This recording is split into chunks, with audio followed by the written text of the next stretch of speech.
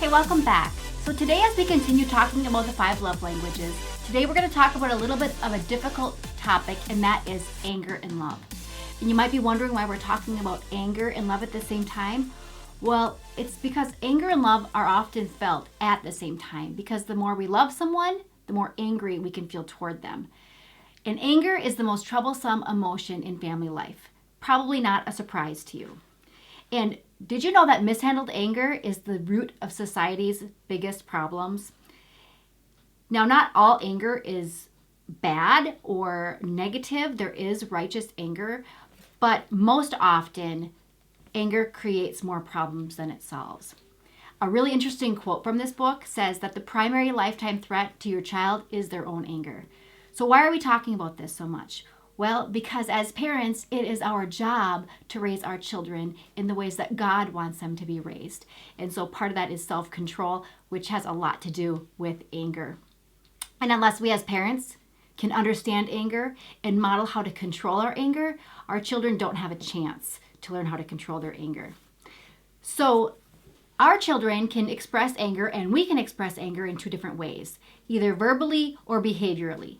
And preferably, we want our children to express their anger verbally, because if they express it verbally by talking to us, it gives us the opportunity to train them in the direction of anger management rather than if they are acting out behaviorally. And it also helps to avoid that passive aggressive behavior, which we want to avoid at all costs. And verbalizing anger is a great way to express the anger positively so they don't get passive aggressive. And until children are the age of 6 or 7, it is our primary job that we're doing with our children is to keep them from allowing passive aggressive behavior to take root. And we can do that in 2 ways. And the first way is probably not surprising at all. It's to keep your child's love tank full. Keep their love tank full by speaking the 5 love languages to them on a regular basis, especially their primary love language, with unconditional love. So that's really important. The primary cause of misbehavior and anger in children is an empty love tank. And we've been talking a lot about keeping the love tank full. Because if your child's love tank is full, they don't have a need to ask you through their behavior, do you love me? But if their love tank is empty, they are compelled to ask you through their behavior, do you love me? So that's the first thing, is to keep their love tank full. The second one is to realize that your child has no defense against a parent's anger. If their parents are angry, they have no defense against that. And if, as parents, we keep dumping anger into our children, it gets right down inside the child and it starts to become part of who they are. And if we do this often enough, it gets bottled up inside of our kiddos and could possibly come out as passive-aggressive behavior, which we absolutely do not want to happen. So what do we do?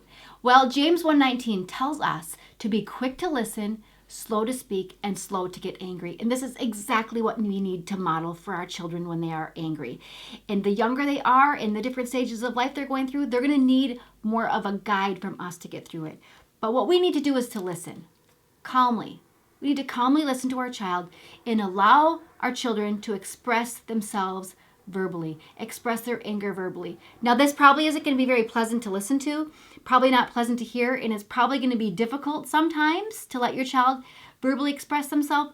But the thing is, if we let them talk through it, even if they're talking inappropriately, we can help guide them. We can empathize with them. They can know that we care and that their feelings are validated, and we can guide them toward that positive way of expressing their anger. Because let's face it, we all feel angry every day. At some point, everyone feels anger. And so learning how to manage that anger is a critical part of your child's character development. So we'll talk more about this next time. I hope that this has been helpful, and I will see you next time.